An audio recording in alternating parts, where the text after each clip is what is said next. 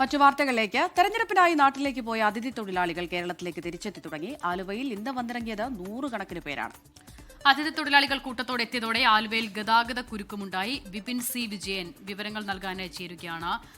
വിപിൻ, തെരഞ്ഞെടുപ്പിന് വേണ്ടിയായിരുന്നു കൂട്ടത്തോടെ ഇവിടുന്ന് അങ്ങോട്ടൊരു ഒഴുക്കുണ്ടായത്. അതിനുശേഷം പല ആളുകളും മടങ്ങിയെത്തുന്നില്ല എന്നുള്ള റിപ്പോർട്ടുകളൊക്കെ കഴിഞ്ഞ ദിവസങ്ങളിൽ വരികയൊക്കെ ചെയ്തിരുന്നു. അതിന് പിന്നാലെയാണല്ലേ അവർ കൂട്ടത്തോടെ തന്നെ തിരിച്ചെത്തിയിരിക്കുന്നത്?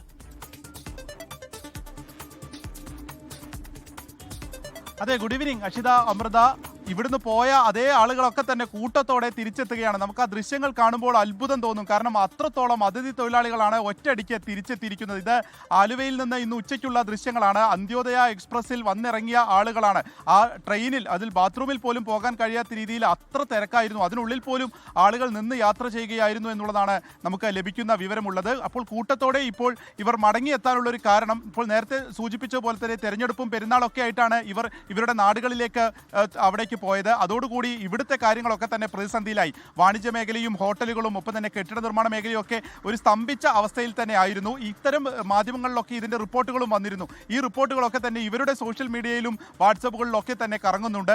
അപ്പോൾ ഇവിടെ വലിയ പ്രതിസന്ധിയാണെന്നും ഇവർക്ക് തിരിച്ചു വന്നാൽ ഇനി ജോലി ഉണ്ടാവുകയില്ല എന്നൊക്കെയുള്ള രീതിക്ക് പല മെസ്സേജുകളും ഇവരുടെ ഗ്രൂപ്പുകളിലേക്ക് പോകുകയും ഇതോടുകൂടി അവർ പാനിക്കായി ഒരുമിച്ച് കൂട്ടത്തോടെ ഇങ്ങോട്ടേക്ക് തിരിച്ച് കേരളത്തിലേക്ക് തന്നെ ജോലിക്കായി എത്തിയിരിക്കുന്നു എന്നുള്ളതുമാണ് ഇവരുമായി ബന്ധപ്പെട്ട് സംസാരിക്കുമ്പോൾ നമുക്ക് മനസ്സിലാക്കാൻ കഴിയുന്നത്.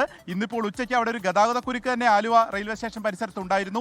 അങ്കമാലി, മൂന്നാർ, ഒപ്പം തന്നെ കോതമംഗലം, പെരുമ്പാവൂരിലേക്കും ഒക്കെയുള്ള ആളുകളാണ് ഇന്ന് എത്തിയിരിക്കുന്നത്. ഈ ഷാലിമാർ എക്സ്പ്രസിൽ ഉൾപ്പെടെ നിരവധി ആളുകൾ ഈ പറഞ്ഞ പോലെ തന്നെ നിൽക്കാൻ പോലും സ്ഥലമില്ലാത്ത രീതിയിൽ കേരളത്തിലേക്ക് തിരിച്ചെത്തുന്നു. അപ്പോൾ നമ്മുടെ മറ്റ് മേഖലകളൊക്കെ തന്നെ, വാണിജ്യ മേഖല ഉൾപ്പെടെയുള്ളവ ഉണർന്നു കഴിഞ്ഞു എന്നുള്ളത് കൂടിയാണ് ഇതിൻ്റെ ചുരുക്കം. അക്ഷിത, അമൃത. ശരി, വിപിൻ സി വിജയനാണ് കൊച്ചിയിൽ നിന്ന് വിവരങ്ങൾ നൽകിയത്. വലിയ തിരക്ക് നമുക്ക് ആ ദൃശ്യങ്ങളിൽ നിന്ന് തന്നെ കാണാൻ കഴിയുന്നുണ്ട്. അന്ത്യോദയ എക്സ്പ്രസിൽ വന്ന് ഇറങ്ങിയ അതിഥി തൊഴിലാളികളാണത്. നാട്ടിലേക്ക് പോയതാണ്. പെരുന്നാളിനും അതുപോലെ തന്നെ തെരഞ്ഞെടുപ്പിനും ഒക്കെയായി ഇപ്പോഴിതാ കൂട്ടത്തോടെ മടങ്ങിയെത്തിയിരിക്കുന്നു.